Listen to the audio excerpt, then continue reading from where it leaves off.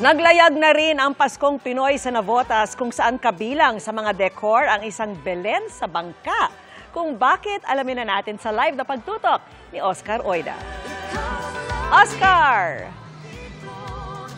Nako, Vicky, gabi-gabi ngayon kung dayuin ng mga taga-Navotas ang Christmas pasyalang ito dito sa may City Walk and Amphitheater sa may Seafire Road. Malabahay na giant Christmas tree, si Santa Claus at ang kanyang mga reindeer. Ilan lang yan sa samot-saring dekorasyong kumukuti-kutitap sa Christmas pasyalan sa may Seafire Road. Maganda kasi mga mga disenyo nila. Every year, iba-iba ang team nila. Masaya. Nalilibang ang mga bata. Maraming tao, maraming paninda. Katulad ng mga Christmas light na katulad ng ganyan. Every year, naiiba.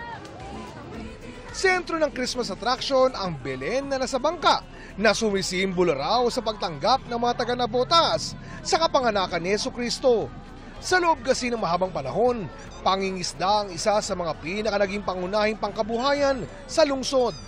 Pwede na ring isabay ang food trip sa pasyalan mula sa simpleng pika-pika tulad ng fish balls at squid balls hanggang sa sisig.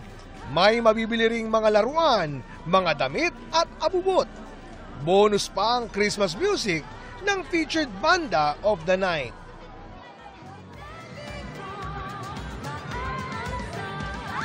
Vicky, asahan na gabi-gabing maaring puntahan ang pasyalang ito mula alas 5 ng hapon hanggang alas 12 ng ating gabi.